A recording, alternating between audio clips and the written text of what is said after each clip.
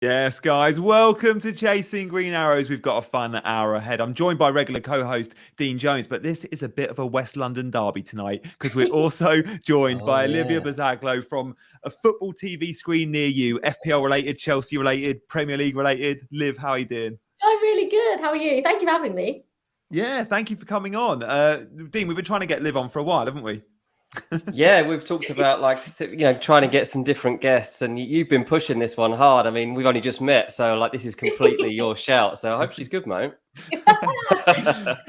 I'm actually I didn't realise I was outnumbered. 2 Chelsea v1 Fulham. Love it. Yeah. Well, and Liv, 4 points off you this season, though. So who's the winner? Who's the winner? Great. Oh, it's a fair point. It's a fair point. I'm the odd one out. I don't get to say that ever again, so I might as well make the most of it. I'm definitely the odd one out because I'm the only one that wasn't at the game, the Fulham Chelsea game the other week on Friday night. And Liv, you were there. You've watched Chelsea closely all season. How are Chelsea looking for the second half of the season with regards to FPL? Because from all the signings, Mudryk and Felix have caught the eye, perhaps in some small cameos. Is there any Chelsea players you've got in your team or looking to bring in? So I've currently got Reece James, and I made that decision right before the Fulham game because I had John Stones, and obviously it was said he was going to be out. So I was like, right, who can I put in? And I had money in the bank. So I was like, a few drinks down, I thought it was a really good idea to bring Reece James into my team, which I just knew when he was getting ready at like the 57th minute that it was just going to end badly. And it's my own fault because when you own Reece James, you know exactly what you're going to get with him. It's either an 18-point haul or a 1-point haul. So I was a bit frustrated with that, but I've got him and I will be keeping him. And it's nice to have him now as an option because he will play. I believe he'll just start playing more and more minutes for Chelsea now this season. I think it's hard with all these new signings and like who is going to start every week once the Champions League comes back. Obviously, that's next week as well. So, Mudryk caught my eye, as did João Felix. Of course, they're the two. But at the moment, I'm just going to wait and see if there's like a regular starting 11, if a lot of those players have cemented down their place, because anything can happen, as we saw on João Felix's debut. I'm just going to give it a little bit of time, but I've got Reece James. He's the one that's staying in my team, and maybe one of Mudryk or Felix, but that's it, I think. Yeah, I like maybe that. Maybe Badiashile, actually. I haven't even thought of that. Maybe a cheaper option is to go Badiashile because he looks solid. I saw your tweet from Friday night, Liv. You had said he caught the eye and looked good. And then Dean came on and we spoke on Monday and said again how good he looked live. From someone watching on TV, I didn't see that at all. So I think that's really interesting. The 2 people I know that were at the game both said he was really sharp. So yeah, maybe one to watch. Was he, Dean? Yeah. Yeah. Like he was, especially as a Fulham fan, I was like annoyed he was playing. It's like Enzo Fernandez, whatever. But Badiashile, I was like, oh, he's really, really good. Like, this is the thing with Chelsea. They don't concede many goals, do they? Like, Kepa's actually having a decent season. Thiago Silva's solid as you like. And now they've got another decent one in Badiashile. Your problem is scoring goals. Like, you shouldn't have that problem, given all these players you've now got. Hopefully we won't, Dean. Hopefully we won't. Yeah, well, this is the thing. We'll talk about this a bit in a minute when we talk about the big derby this weekend.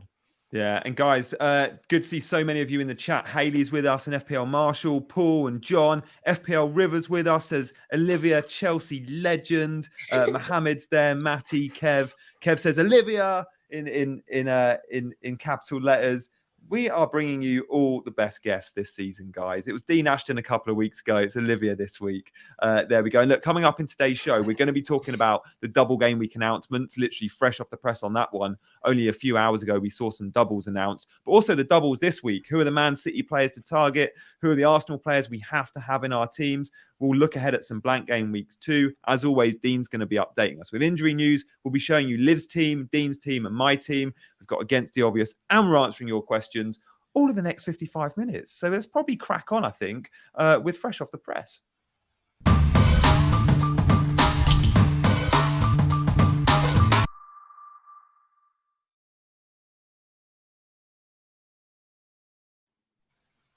Yeah, so the first game of the weekend, isn't it? West Ham against Chelsea. Better address it, especially as you two are both here.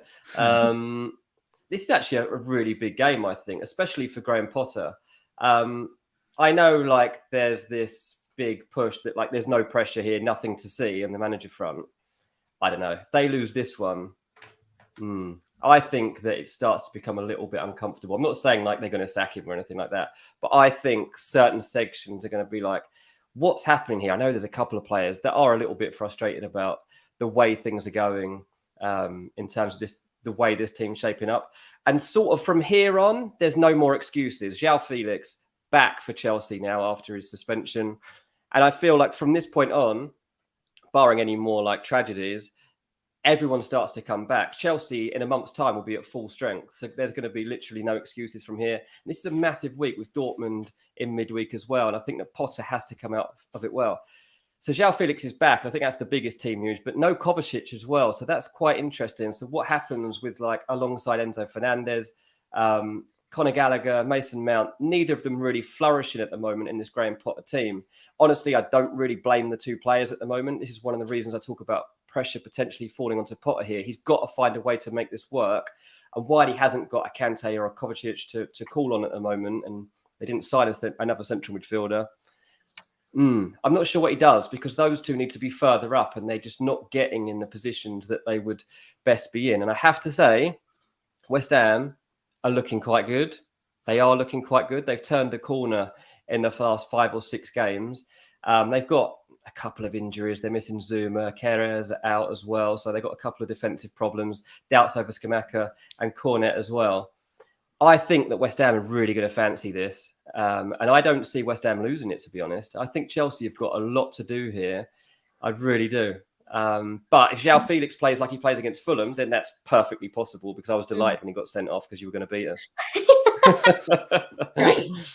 What do you reckon, Liv? That midfield balance, and likewise, how do you think the front line will work? Do you think we'll see Havertz with Felix? Yeah, like part of me like thinks that maybe Datro Fofana deserves a shout. He came on against Fulham. You looked quite good. Had that chance that Ream cleared. I think Kai Havertz played a lot of football, but it's quite clear that Graham Potter wants him or literally is his only option to play Kai Havertz as that number 9. It wouldn't surprise me tomorrow if Fofana did start alongside Felix and Mudryk in a front 3. The midfield's hard. Like when you're missing your 2 best midfielders and the other one went to Arsenal, like it's going to be difficult. Obviously, Enzo Fernandez came in, and for me, he was the best player on the pitch against Fulham. I thought he was absolutely brilliant on his debut. But I expect, like Dean says, one of Mason Mount or Conor Gallagher to play alongside him, which worries me slightly, just because they're not that. That's not their best position, is it? Let's be honest. Yeah. And Enzo isn't really a 6 either. So I think it's going to be hard for either of those two. They are getting a lot of criticism at the moment, rightly or wrongly. But the front 3, I think, is a more interesting point, because I think Madueke gave himself a great chance of starting. I thought he was really impressive against Fulham when he came on. This is the exact problem, and why I'll probably be staying away from Chelsea assets this season, because you just don't know. Graham Potter, I think we could see changes every single week. But tomorrow, I think we know 2 things. It's going to be Mykhailo Mudryk, João Felix, and one other. Yeah, I'm with you there. And I'm selling Havertz. I do think he'll start, but because of that Fofana threat and just because he's not been very good. But Mohamed Abu Bakr says, what about Sterling? He actually picked up a knock in training, so he's doubtful. Potter said that in the press conference today. We had a question in the chat about Olivia's links with Chelsea from Colm as well, Liv. I just want to put this to you. Gianni, is Olivia related to the Buzaglo that scored a hat-trick against, I want to say, West Brom in the FA Cup in the 90s?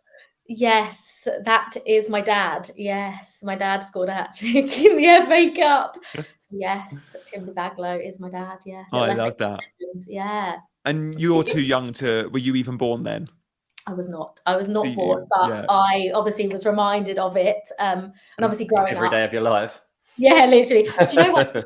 My dad hates it. Like my dad is like really shy, really introverted, and so when it all happened, it was all just it all went crazy. He was on Match of the Day that night, and he had people calling our house phone and his work phone. Like it just all went crazy, and he did not like it at all. And even to this day, I mean, now he's got better, because every time the 3rd round of the FA Cup comes around, it was obviously one of the biggest. It's one of the biggest giant killings in FA Cup history, which is pretty cool. But he's got better. He's done the same interview now every year, every January, for however many years. So he's got used to it. But But yeah, I think I like it more than he does. You know, working in football now, I'm like, I just absolutely love it. And so, but he still gets embarrassed, still doesn't like talking about it. So, Yeah. And I feel like you still play football. I know you used to. Are you still playing? yeah, so I played all the way up until, so I obviously started off doing dancing, which was really weird, but then made the switch to football, played all through school, all through secondary school, all through like college and uni. And then when I started at PLP, I was like, I was working a lot of weekends. So I was like, I can't play properly anymore, but I still play like 5 and 7 aside with like the people I work with. So yeah, I miss it. Like whenever I don't play, I miss it. So I'm still glad I've got that and can still play a little, although I'm a fair weather player. When it's cold or raining, I'm on the sofa. But now it's starting to, after it's been quite cold in the UK, but maybe in like March time, I'll start up again. Love that. Well, come June, there's our FPL Game Week 39 match. Dean, you might remember that from last year, me talking about it. Liv, we'd love to get you involved with that. I think I did say I was free. I might be on holiday because I usually go on holiday beginning of June. But if I'm not, then I will absolutely be there. Well, I can promise Patrick you incoming. Yeah. Although Liv will be part of the Team South, Dean, and I represented Team North because I don't know why, because I'm from the South. Why? But it was we lost last year, so we've got revenge. And for those of you watching on YouTube now that might remember that game, it's pretty well known for me scoring and celebrating and taking my top off to celebrate despite losing the game 2-1. So yeah, embarrassing moment there. So I promise you won't witness that again, Liv, if you do come. Dean, I'll let you crack on with Fresh Off the Press before I distract us even further. Yeah, we'll race through it. Let's just go through a few other team updates before I do another game. Man City got Phil Foden back in the frame. He's been ill recently. Probably just monitoring for now. I don't think anyone's desperate to jump on Phil Foden because even when he was fit, he wasn't getting picked. It's impossible to know what's going through Pep Guardiola's head at the moment. So let's just leave it for now. But yeah, Phil Foden might be back in action. Obviously, I mean, look, if you wanted to really take a punt in a double game week, then go for it. But I wouldn't advise it. Man United, it's killed me. I brought in Wan-Bissaka last week. I wanted another Man United asset and I couldn't afford Shaw. I was like, I'll just get in Wan-Bissaka. Like, at least he'll play both games. Didn't. They're still waiting to even know if he's available for this one. So that was really annoying for me personally. I doubt there's many other people who've got Wan-Bissaka, so nobody cares about this. Anthony and Martial are both out for Man United. So if you have got them, just get rid of them and forget them for a while. You don't need those guys. Jadon Sancho's in the mix again. And actually, I think that this might be one that we're all keen on in a few weeks' time. Like, let's see how he figures when he's actually starting a game. But 2 run-outs so far. He looks really happy. I really like that. And he looks sharp. So yeah, I'm hoping for big things from Jadon Sancho as we move forward. Just a little one on Palace, still no Wilf Zaha, so nothing to see there. Just the final game, Merseyside Derby on Monday. Everton are going to beat Liverpool. So the team news at the moment is that Calvert-Lewin unlikely to start, it seems, for that one. Sean Dyche will find a way around that. Sean Dyche is basically, I think we said it on the last show, he's going to use about 13 players for the rest of this season. If you're beyond the 14, 15 players that he likes, you might as well just go and sit in the stands because he won't pick you. He won't use any subs. He just doesn't want to do it. He'll just trust a very minimal amount of players and that will be it. Calvert-Lewin is one of the ones he obviously wants to trust, but he's got another problem. So Everton, I really do fancy going into this game. Liverpool, I mean, absolute disarray. Klopp says he didn't see his players for 2 days after losing 3-0 to Wolves. Probably wishes it was longer than that. Thiago faces a race to be fit for this game. Jota should be back soon. Looks like Jota should be back soon. That would be a big, big one for them. They've still got problems here, and we won't be seeing Firmino. We won't be seeing Van Dijk.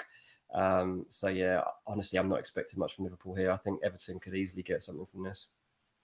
We saw yesterday double game week announced for Liverpool. They play in game week 25, Palace away, Wolves at home. They also play that is the blank game week. So game week 25 is a blank for many, but it's a double for Liverpool, a double for Everton, Arsenal and Wolves. Liv, we're going to want Liverpool players for that double, even if they're not winning games. We're just going to want to own a Liverpool asset. Yeah, I don't know if we are. Do you not think? Oh, God. I don't want one ever again, mate. They are rubbish. There is not. unless Diogo Jota comes back, Yeah. and is fit for those two, there's no way I'm putting Salah in my team. There's no way I'm putting Trent or Robbo in my team. Like at the moment, I think there are just so many better options than Liverpool players. Even though they have a double, I'm still not convinced by them at all. I mean, come to it. If I don't have enough players and I've got some subs and I've got some money in the bank, I might have to, because they might be the only players that I want. But right now, I'm sat here thinking, not feeling it. Am I going to want any Liverpool players? Because they actually, like, it's not. I'm not seeing any signs of Liverpool improving anytime soon. They're going to have to improve a drastic amount for me to go for two of their players. Like, I might go with one, but I can't really see myself going with two Liverpool players. That's a fair point. Do you agree? I don't even know the one would be. I honestly don't know. Jota maybe if he's fit. Oh yeah, if Jota, yeah. I'm going to cover that attack seen almost for ages. certainly. I'm sold on it because it's a double game week where they play Palace. Well, that's it. That is the $1 million question. And again, we don't know who's going to be, like, if Jota's back fit starting, which he should be by game week 25. It's still 3-4 weeks away. Gakpo, Darwin, Salah, all in the mix. Diaz could be back, but unlikely. And you think, okay, there's only 3 spots there for 4 or 5 players. So Salah, is absolutely nailed. The others could share minutes. So I don't know. I think I'll be making the Salah move. I own Kevin De Bruyne. KDB plays Bournemouth that game week in a single. So selling KDB for Salah feels a little bit trigger happy. But maybe I will. I don't know. I need to see signs from Salah before that fixture. If I don't, then I'll perhaps just go for a Darwin or a Jota punt. I don't know if the investment will warrant 12.5 million, but I think it will warrant 8-9 million, knowing it's a double. And United in that game week blank. So there'll be loads to own Bruno still by game week 25. They'll be looking to sell him. Is Salah a good replacement if you can afford it? And it's still 2.5 more than yeah. But yeah, it's an interesting one because they've divided opinion, like Liverpool. As bad as they've been, if you look at the underlying stats for XG, they rank 3rd or 4th, I think, since the World Cup. They're really high. They're just not converting chances. Sure, they've been terrible at the back. I'm not thinking about that defence. One of the worst defences in the league. But in attack, they're still getting the chances. They've just not been converting them. And that's partly because Darwin can't finish, but Salah's been off his game as well. So I like those underlying numbers. Do Spurs play in that game week?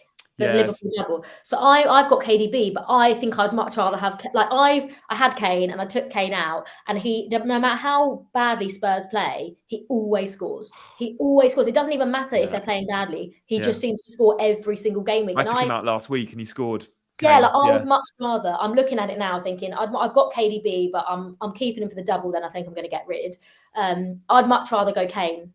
Yeah, Kane plays Chelsea that game week in 25. Yeah, so but he also scores against us as well. Do you know what I mean? He scores against everyone. At home as well. Home for Kane. Yeah, I mean, we actually have got a pretty good record against them, but he's obviously scored the equaliser, didn't he? And at the start of the season, albeit should have counted, but never mind. But yeah, I'm looking at that going, I think I'd rather still have Kane than Salah, depending on, his form, Salah's form over the next however many weeks. Referee Rick always offers good value in the chat. Charles Darwin might be a better pick, he says. Love that.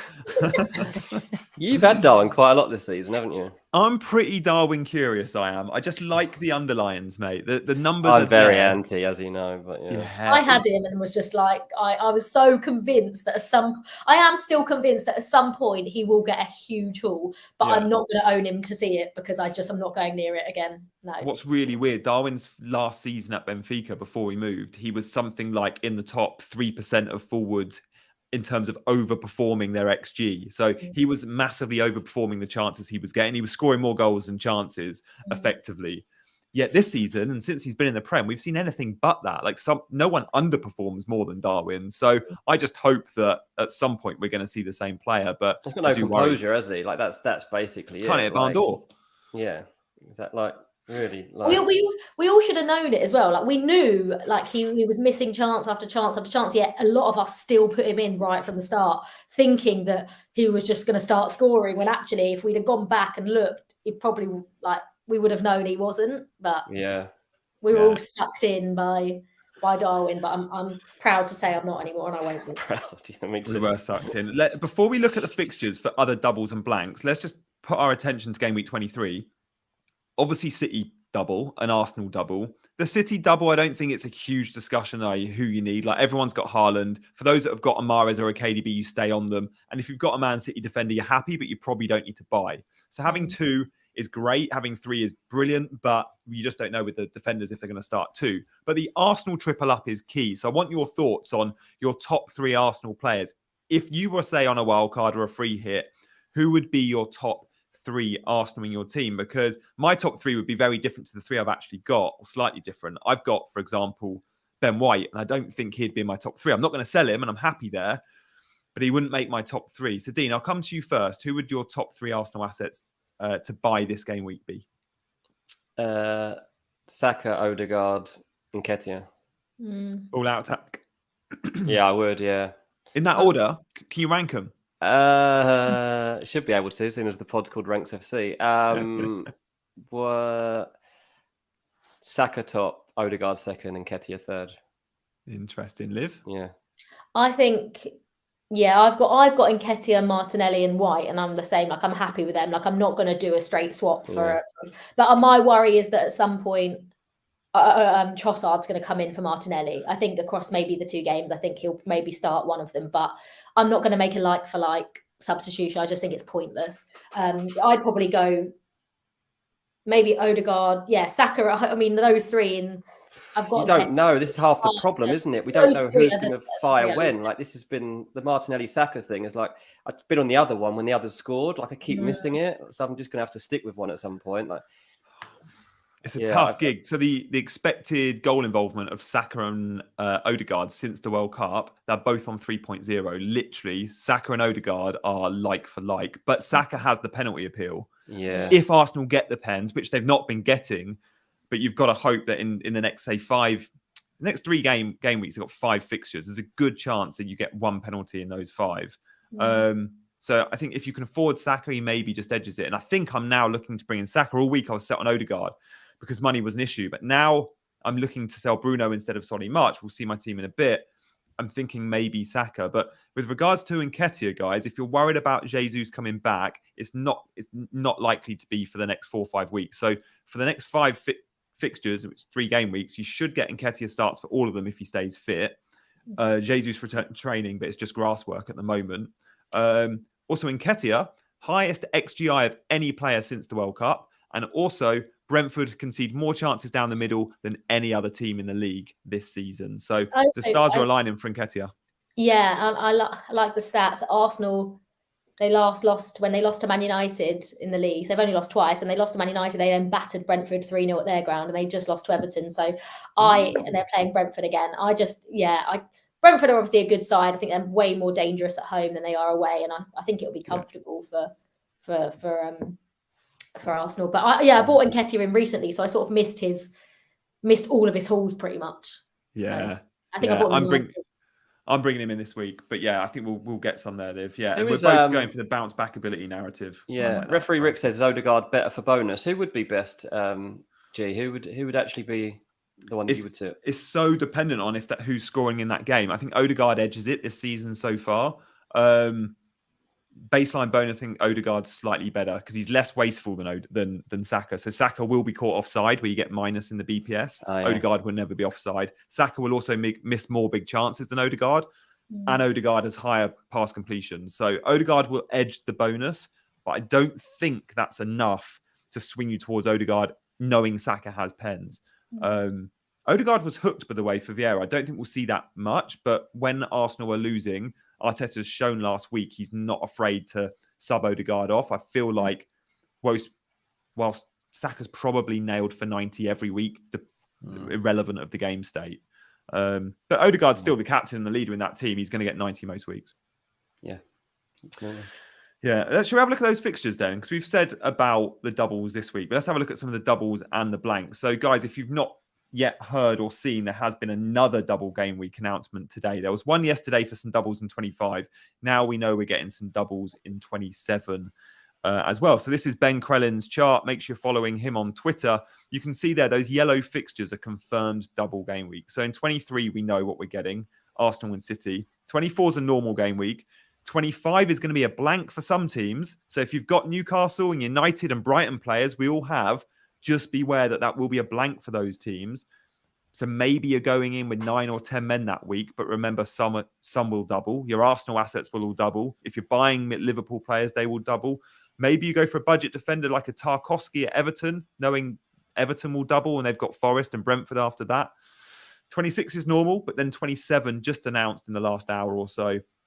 Also a double game week for Palace, Southampton, meh, but also for Brighton, Brentford, yeah, we probably want a bit of that. So it's very interesting because then after that, there's also going to be a ton of blank game weeks in 28. Those red fixtures are not confirmed blanks. They're possible and they're likely depending on the font color, white or black in the red box. This is where it gets confusing because this is all off the back of the FA Cups. We won't know about those blanks in 28 for another few weeks, but there's a good chance there will be a ton of postponements in 28. So that could, for example, be when you look to wildcard or free hit. But many like to use a free hit in a big double game week, myself included. So that 29 game week, for example, could also be a wildcard or free hit. Don't make any decisions yet until we know about the blanks in 28. But at the moment, you should be trying to set yourselves up for the double in 25 and the double in 27. So Brighton, a really interesting example. Should you be bringing in their players now? Probably not, because they blank in 25, but then they're going to be doubling in 27, but then they'll probably blank in 28 and probably double in 29. So you've just got to make sure you've got a really good squad of 15 players all playing. If you've got a Bueno or a Patterson on your bench, Patterson has just returned to training today, but who knows if Coleman will become first choice under Dyche, maybe. You need to be selling those players that aren't guaranteed minutes. So make sure you've got that squad of 15 because there'll be a lot of weeks you've got men blanking that you probably don't want to sell because they might have a double the week after. Dean, what's your hot take from this? It's a lot to digest. And Liv, I'm going to ask you the same in a sec. Mate, that is absolutely nuts what you've just been talking about. Liv, we don't usually get into this at a granular detail, but we're making an extra effort tonight because you're on. Like, I don't understand. Like, as you know, like I've never really planned further than 2 weeks ahead. And I don't know how you can plan for week 27 when you know that in 2 weeks' time you've got blanks. Like, how do you even go about that? Like, I genuinely don't know how your brain works to get you knowing who you're leaving out and what changes you're going to make. I've got my transfers mapped to 27 Like, it could change. You but literally I've got have them all a mapped, map. yeah. You literally have a map. Like, this is what I don't understand. How do you? People have a spreadsheet. I can't even think about what's like going on past this game week. I'm like, I'm going to put Matoma in for this game week, and then he blanks, and then he doubles, and then he blanks, and then he doubles, and I'm just like, This is what mystifies me. Yeah, my head's gone. To be honest, I'm looking at that like, oh my, because I've got, when I look at those teams that blank, I've got 2 Brighton players. Well, 1, but probably will have 2 this game week. I've got Tony, I've got Almiron and Trippier. And Pope, I've been putting him on my bench though, I'm playing Kepa. And then I've got double United and Shaw. So I have 7 players out of my 15 that will blank in that game week. And that is way more than I thought. Yeah. And now I'm looking at it going, I'm in trouble here. So someone like I guess like Almiron and Shaw will be on the chopping block, but your Rashfords and your Matomas you'll be keeping long term. Yeah, that's the thing. But to be fair, I am going to take out Almiron and put in Mitoma, so that sort of like cancels. Fair. They cancel each other out, but there are players. Sure, I'll probably have to get rid of, and I've got like 3.5 mil in the bank, so hopefully that will allow me some. I can move my team around a little bit, almost do like a mini wild card, making sure I have 2 transfers going into that game week. I think is going to be really important. Yeah. Gee, is this when you normally get your edge? Because like. Yeah. I feel like it's been pretty tight all season between me and you. You are slowly getting away from me. The planning ahead, Dean. It's the planning you're planning now. I feel you need to like make a map for your transfers up until game 27. Honestly, like good FPL managers, whilst FPL is like a game of a mixture of luck and skill, isn't it? We get to this point in the season and everyone's around the same. Like my rank might be slightly better than some, but there's not much in it. When you get to the doubles and the blanks, it's those really engaged managers. And I'd like to think that's probably 50% of those watching right now in the chat. Let us know in the chat how much you live on a planner like this, guys. Really simply give us the yes or a no. Well, that's where we're almost cheating, Liv. This is where we get our edge. And it's like we know about the doubles and the blanks and we're planning months ahead. We're thinking of the optimum chip strategy. Like Dean used his free hit earlier in the season in a single game week. It was a good game week to use it. But it was like, no, you have to wait for the doubles. And it's like, that's not a bad move from Dean, but perhaps it's not the optimal move. That's a very polite way of you telling me I really messed that up. You spunked it. It's gone. Yeah. So it's exciting. I mean, you look at teams like Aston Villa and Chelsea and Forest, that middle section, they don't blank in 25 or in 28. So there are a few teams out there you can go, if I buy a Chelsea player, Villa, if they start every game, which we don't know with Graham Potter, then they're going to be, they don't have a blank fixture. So there's an appeal there for some teams. Looking in the chat, it looks like most of the chat are with me. Live by the planner, love Ben Krellin, yes. See, you guys are the minority here, I'm afraid. Yeah, maybe I just don't have I don't know why. I just can't plan. I can't plan that far ahead.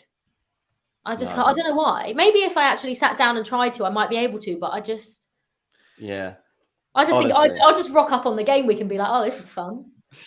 I mean, we should be enjoying our FPL, and that's a good way to enjoy it. I think sometimes we can overthink things, and it works against you.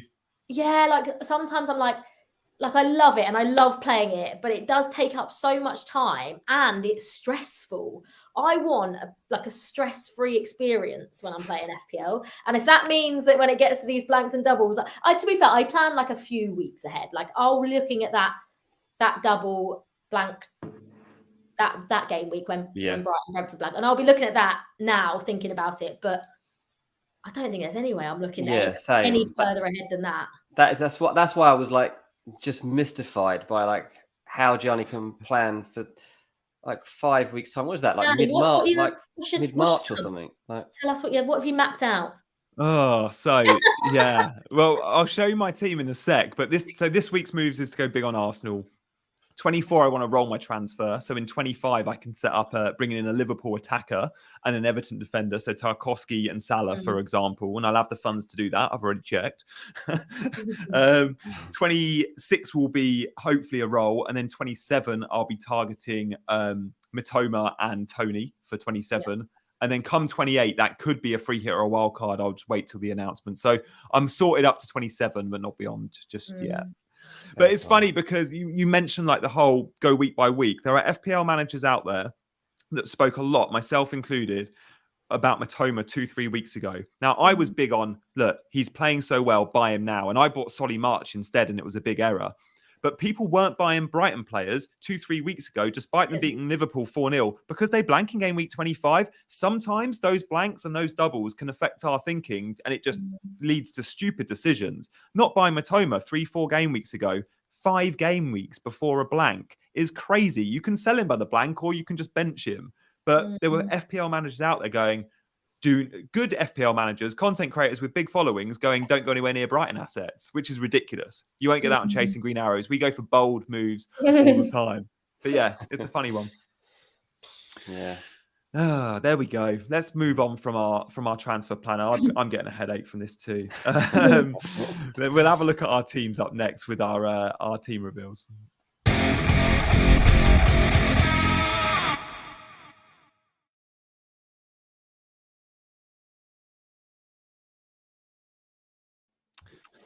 Here we go. Walton Rifles, Dean, you're up. Yeah, Walton Rifles. So this lineup is not what the team will be. I think I'm going to start Andreas, taking Almiron out of the lineup, and Wan-Bissaka probably won't be playing. So Ings is on the bench. I brought Ings straight away as soon as they signed him, thinking this is it. New lease of life for Ings. Got injured straight away. He'll probably bench again this weekend. So Nketiah is going to be coming in for Danny Ings, and I'll probably go 3-4-3 and go Haaland, Kane, and Nketiah up top. I'll have my 3 Arsenal players. I mean, again, Gabriel, Martinelli, Nketiah isn't the 3 I would ideally want, but it's fine. I'll take it. It's all right. At least I've got 3. De Bruyne, I want to see something from this man. 12.4 million. He's eating up a lot of money. Don't want to see him sat on that bench anymore. He needs to be out there every week now. Obviously, Champions League is about to kick back in, so who knows what we're going to be getting. But City have got a Premier League season to salvage at the moment, and we need that De Bruyne-Haaland partnership paying off big time. So I'm counting on that. Rashford, no brainer. Got my Chelsea double in defence. That terrifies me, Dean. Well, it's actually served me quite well, to be honest. I know, but it never ever serves me well. Anytime I've had double Chelsea, they've let me down every single time. I'm actually terrified to do double anyone in defence. Oh, yeah. Well, this is like me with Mitrovic, when people are always like, you support Fulham and you haven't got Mitrovic. It's like, no. And I did bring him in. And what did he do? He got sent off. Got sent off. No, or he Yes. got the yellow yeah, and literally. suspension. Oh, yeah, that was it. Yeah. That He didn't classic. play in that double, yeah. So I was like, this is why I don't mix business and pleasure. Like, this isn't fun. I just want to support Mitrovic in real life, and that's it. Yeah, so someone just asked who I'm benching. So, yeah, Almiron and Wan-Bissaka will be out, and Andreas Pereira will come in. Fulham at home to Nottingham Forest is actually quite a nice fixture. And Nketiah will be signed before deadline. So, yeah, reasonably happy. Dean, get Rico Lewis and Nketiah in. Nketiah, yes. Rico Lewis. I mean, yeah, I guess I'm going to take him. Is it worth the -4, would you say? What do you think? No. I've got a -4 for both of you guys. I personally, if I owned Martinelli, would be, and I didn't own Odegaard or Saka, and could make that switch without surgery to my teams, just a simple -4, Martinelli out, Odegaard in, for example. And I think you'll have the funds for that, Dean, if you buy Nketiah for Ings, I think.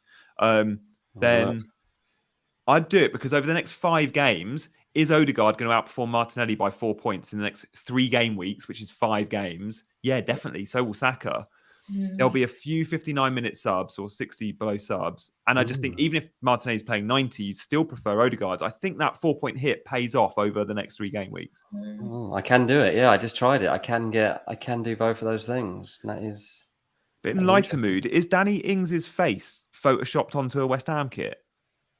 Or is that actually his face? It looks fake, doesn't it? Yeah, it doesn't look real, for sure. And he was obviously a signing in January. They might not have had the photo.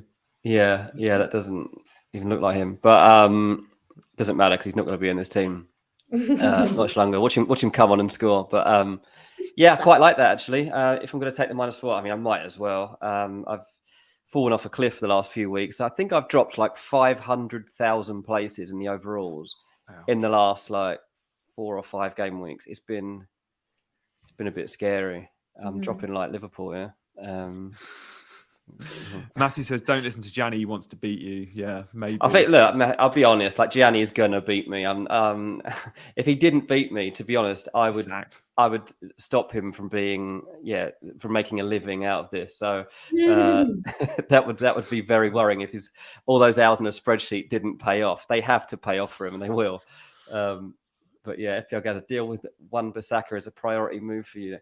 I don't think that is really a priority, though, is it? I mean, Dalot played the other day and he wasn't actually very good. I think once Wan-Bissaka's okay again, I think he'll be back in that team. He was doing really well. So I actually am preferring, rather than going Rico Lewis, I actually quite like that Odegaard shout. Let's see if Liv's looking at that as well. Liv, let's have a look at your team next, because you've got transfer plan, but also you could take a 4-point hit for Martinelli out if you wanted to do similar to Dean. What are you thinking? So Reece James is the one that I spoke about at the start, that he's currently on my bench. However, having now spoken about it, I think I'm more inclined to maybe start him over Luke Shaw. I think is the player I would probably take out if I was going to play Reece. Like Ivan Toney, again, I could play Andreas at home, and I haven't still worked out what I'm going to do. If I keep Almiron in my team, I'm actually thinking Almiron against Bournemouth or Andreas against Forest is definitely better than Toney away at Arsenal. So I think that I'll probably play one of those two. However, I could transfer out Almiron and get Mitoma in, and if I do that, then Mitoma's coming straight in. But I'm looking at that going, I really don't know what to do, because I want 2 transfers for 25. So nice. Yeah, I see that.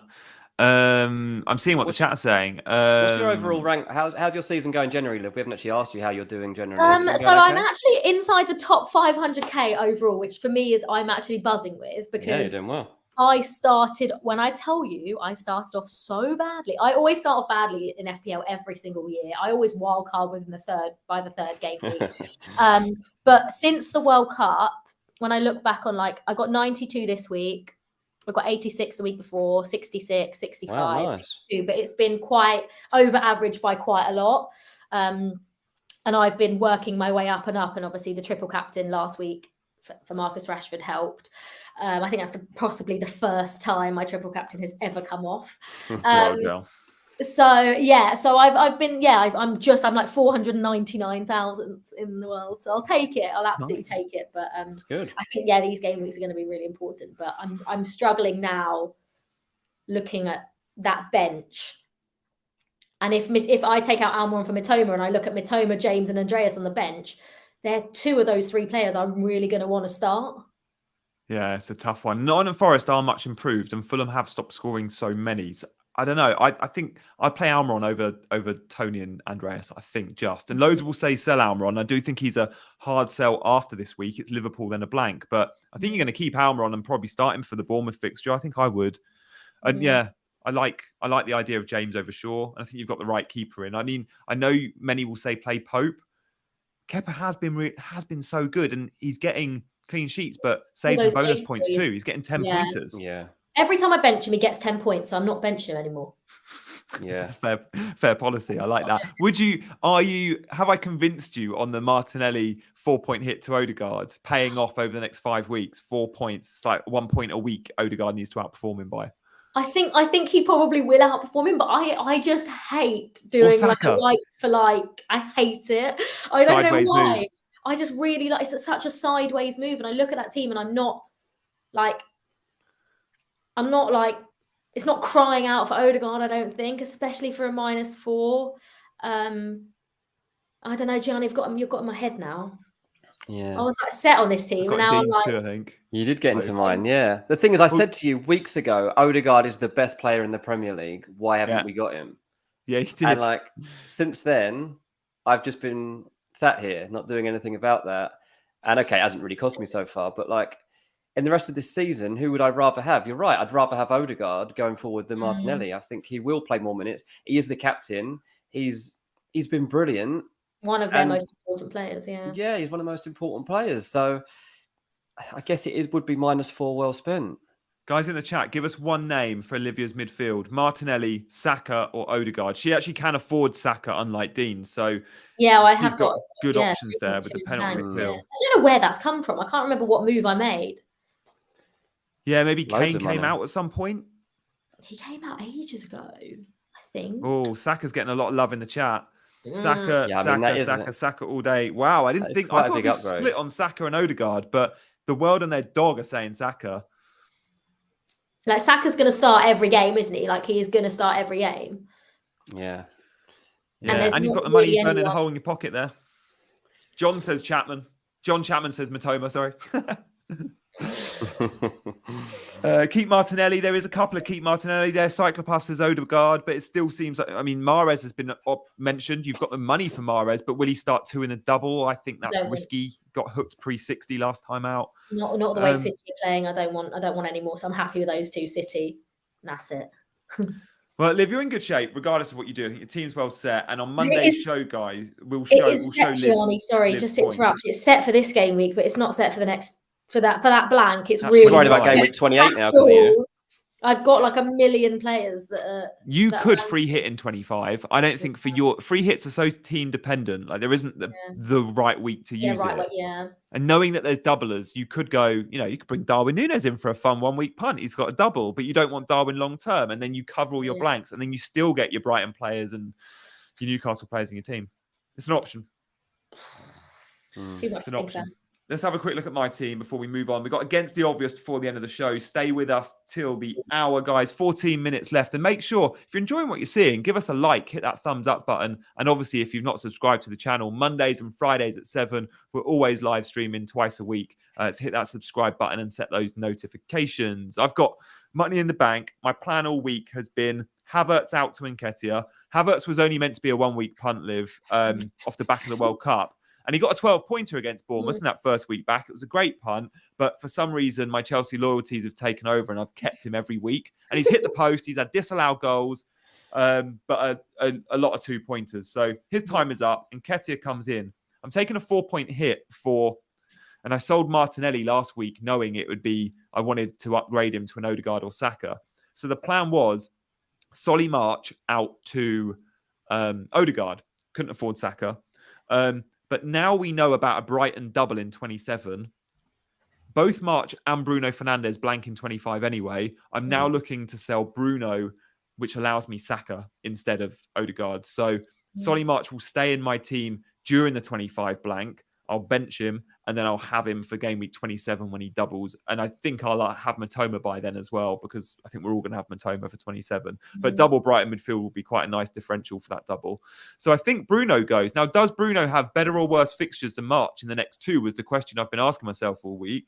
Do I want Bruno away to Leeds, which is a tough game, and Leeds were really good at Old Trafford for the first 60 minutes, and then he plays Leicester at home, which is a nice fixture? Or Solly March in the derby, and he's a local lad, Solly. This derby against Palace will mean something to him, but it is away at Selhurst Park, and then he goes to Craven Cottage. I think I'd rather Bruno but I'm going to go Saka over Odegaard, and I'm going to have the money in the bank. So I think it will be Bruno that goes. What are your thoughts on that, Liv? I'll come to you first. Should I be selling Bruno or Bruno to Saka or March to Odegaard? I think Bruno to Saka. Yeah. I think, like we say, it's close between Saka and Odegaard, but Saka, I think, on pens is like, you know, that's an obvious positive in terms of Saka. And also, like, everyone bought in Fernandes for the double, and now that they don't have a double, like, Leeds away is always a tough game. They don't play that expansive football anymore, Leeds, to that extent where we saw them conceding 8 every game, and like it was just getting ridiculous. Like, they don't play like that, and they actually, under their interim manager, or whoever, you know, that guy that's in charge now, I'm not actually sure what his name is, but they actually looked better against Man United. And at Elland Road, it's a whole different ball game. So I think, I'm definitely, although Odegaard obviously is an attractive, you know, option, I would probably look to go Fernandes to Saka and get that money in the bank. That money in the bank helps me be flexible with Liverpool when they double as well, because I might want to go Trent or Salah or whoever. Dean, would you reckon? Yeah, well, just for the double, just for that 27 double, I'm telling you, Liverpool in that double, there's points to be had. Wolves and Palace, I hope. It's like you're talking about players from years gone by at the moment. You keep throwing this Liverpool. It's like, who? Salah? Trent? Salah? What? Yeah. Robbo will be in next. I'm going to be doing a little section and talking about Bruno Fernandes in a minute. So we'll dive into that then. I like that. That leads us to our next feature of the show. Before answering your questions, we've got Against the Obvious.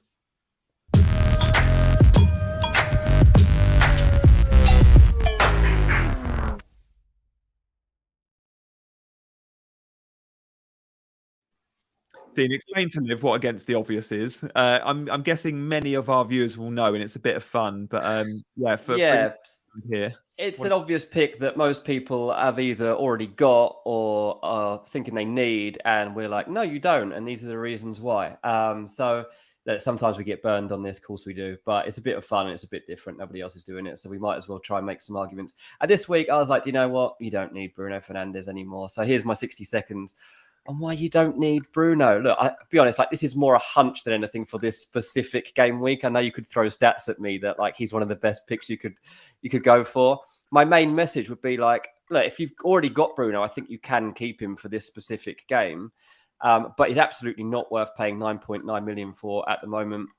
He was heavily involved in that Leeds game, and yeah, he probably should have scored points, but he didn't. He came out of that game with 2 points, and that was like a really good, well-involved performance. The absence of Casemiro and Eriksen probably is going to mean he's a bit more limited in the freedom that he gets to for an away match. I think you are better off with so many players right now than Bruno Fernandes. Saka is 8.3 million, double header. Mitoma, 5.2 million. Mahrez, I think you're even better off with him at 7.7. A couple of left fields. I'd rather have Tete at Leicester, 5.5, and have some money in the bank. And I'd even go James Ward-Prowse against Wolves at home and get some money in the bank. You just don't need Bruno Fernandes. What do you reckon, Liv? That was really good. It was pretty good. There were some bold statements, some bold choices in there. Like you need James Ward-Prowse and not Bruno Fernandes. I can't work out if it was Tete or Ward-Prowse that will live on in memory there. I think Tete is gonna like sneak onto people's radars at 5.5. Like, go on, people, go for Tete and ditch Bruno. He did look good, Tete, didn't he? Brendan Rodgers football as well, counter attack in behind. It will suit those fast wingers. All right, I'm going to do the same, guys. I'm going to tell you not to buy a double game week player here, and this is why you should not buy Mahrez. 60 seconds worth of reasons starting from now. So here we go. I'm surprised he's 10% owned. I think off the back of the World Cup, we knew he was going to be a starter, didn't we? And he looked good, and Pep was giving him 90 minutes. And when Pep gives someone 90 minutes week in, week out, we think they're safe. But no one is safe from Pep Roulette. Ask KDB. Mahrez is starting to show signs of someone that's not safe. And Pep last week hooked him just before the hour mark. So he's gone from being a 90-minute man to someone playing an hour, whilst Grealish on the other side got 90 and looked like City's best player. I think Grealish starts both. I think there's a good chance Mahrez starts with only one in the double. Foden's coming back. Bernardo Silva can play out there. Alvarez might start playing out there because he's not going to be in that KDB role forever. De Bruyne will come back in. So for me, Mahrez is very, very risky. If you own him, I'm not saying sell him, but this is absolutely not a player you should be buying for the double game week, in my opinion. Pep has flavour of the month, and he's been it, but I don't think he's going to be it for much longer. I think he's on his way out. Grealish or Foden might be taking that one for the next month. Interesting. I saw earlier on, actually, a graphic that Mahrez is one of the most purchased players for this game week. Yeah, everyone's going crazy for him. Yeah, they are. Yeah, everyone's bringing him in. Yeah, him... It might have been Matoma and Saka, actually. I think that might have been the three. Yeah, three most purchased players. Double game week fever. Not with the way City are playing at the moment. Like, I mean, I've got two of them, so I wouldn't be going to get a third anyway, purely because of that reason that, yeah, he has looked. I don't know whether he'll start both. He might start both games. I don't know. Maybe he won't. But if Phil Foden's back, but people that have him, yeah, I wouldn't expect to sell. But he hasn't even crossed my mind once for this game week. Yeah, like even if he comes in and plays well this double, I still wouldn't ever be convinced to buy him because you just know with Pep there'll be some curveball and there'll be another player that takes his eye for the next month, and I think Mahrez will be on his way out. And Champions League's coming up as well, even more rotation. He'll probably score 2 and then get benched. Yeah, so I'm just not. I've got KDB and that was annoying, so I'm not getting involved in any more Pep roulette. That's the thing, isn't it? 2's kind of enough with City at the moment because we're so like wary of being stung. I might even have 1 after this double. I'm the same. I get him. I think, unless KDB does something really special in these 2 game weeks, I'm getting rid. Yeah, it's quite interesting. Like he is a bit rattled at the moment, obviously, by like all of the like attention that City have got over the money and stuff. And it's sometimes these things really get to him, and he just loses it a little bit, and like he makes some weird decisions. Like it'd be interesting to see which way this goes. Either City come back here and like start smashing everybody in sight and be like, it's the world against us. Let's see, or Pep just does a crazy one and like is making the weirdest selections. I don't know. Liv, you were there, weren't you, in Porto? Gundogan playing DM, Rodri benched. Yes, come on. My favourite day ever. Yeah, I overthought it. No DM. Kante everywhere. Oh, so good. It's just a shame the stadium wasn't full for it, though. Like, even watching on TV, I wanted a full stadium. Like, I wanted to be there myself, clearly, but... Yeah, it was... because that was the first game. Yeah, I think that was the only game, or the first game I went to sort of post... Was it the first game I went to post-lockdown? It was one of, wasn't it? Maybe it was Premier League stadiums back by then. I can't remember. Yeah. Maybe they were, but yeah, it was only half full, but magical moments. Because I was there. We've got a little bit of time for some questions. If you want to put a question in the chat, we're going to do very quick fire. No answer will be more than 10 seconds if we try and get to, I don't know, 10 of you by the end of the show. So Eddie, Dean, this one's for you. Should I play Mitrovic versus Forest? Yeah, if you've got him, don't buy him for this game against Forest. But if you've got him in your squad, then yeah, absolutely play him, Next up, we got a question from John. I'll ask you this one. Fliss, is João Felix a morning person really fancy a punt on the early kickoff? Okay. Morning person. I actually hate, I don't like the early kickoff. The early kickoff stressed me out. I don't really like capsing anyone from the early kickoff. However, if you're going to take a punt, I think João Felix, if we're going off what we've seen from him so far, it was pretty good. He was the best player on the pitch until he got sent off. He looked brave. He was in good positions. He was everywhere. So, if you want a punt and you're brave enough to go on the early kickoff, then yeah, go João Felix. I like that call. He'd be my one Chelsea punt. Gaurav, Akanji for a hit. I don't think so. I wouldn't go there. If I was buying a Man City defender, I think Ake might edge it slightly, but I'd probably just go off value and go, I'm going to go 3.9 Rico Lewis. They're all probably going to play. The 3 names mentioned will probably get 75% of starts, but you've just got to take those benchings on the chin because they will definitely come at Man City. Yeah. This one's for you, Dean. Rico or Botman? Ooh. I haven't got long enough to answer this. I'm going to stick with Botman, I think. I like Botman too much to say otherwise. Yeah, Botman. It's cheap as well. I think it's 4.4, 4.5. There's not much in it between. I think it's reliable. Yeah. Here we go. This one's for you, Liv. I have a benching dilemma. Bruno or Matoma? Bruno. Bench Bruno. I just think the form Matoma's in. He's got a nice fixture, albeit away at Palace, and it can get quite feisty, those fixtures. But the way Brighton are playing, the way he's playing, I think you've got to bench Bruno. Yeah, I like that. The heroic doses will keep in the in the order. Start Mitro or James. Dean, you can answer that. Yeah, go on, Dean. Mitro. It's too early to Mitro's definitely playing and he's definitely scoring, obviously. James, you got burned by him the other day, comes off from 59. I think he'll get over 60 minutes this time. He did look good, to be fair. But yeah, I'd take Mitro. I also think West Ham are going to win that game. I've already said that. I'm going for a Chelsea win, that one. Funny that. Yeah, shock. Take a hit for Lewis for Stones or start Shaw. Liv, would you take a hit? Okay, John Stones is injured for a couple of weeks. Would you be hitting in Lewis? No. No, I would be no. I mean, start Shaw because Shaw has been getting forward. He's going to play, isn't he? So yeah. I mean, it's going to be a tough game, but I think you would probably still expect Man United to win, even though they drew midweek. But I wouldn't be taking a hit for Lewis, no. Without Eriksen as well, Shaw will be sharing the set pieces. Even with Eriksen, he shares them, but it'll be on even more set pieces. Luke Shaw, and Leeds are vulnerable from set pieces. Sammy, best Chelsea defender.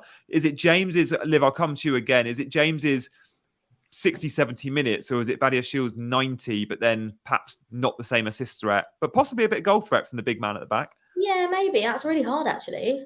I mean, I've got Reece James, so I just love Reece James, and I think when he plays, even if he's on the pitch for 70 minutes, I think there is potential for big hauls, but I could see why you'd want to go Badiashile. I actually don't know. That's a really good question. I think when they're fit, you're going to want James. When you know James is nailed, he's the best. Yeah. One of the best. It's hard to go against James, isn't it? I think because of that, power that he's got going forward, and he did look good, and that was his first outing back, and he did look pretty decent. So I think I'd still go James. Yeah. Yeah.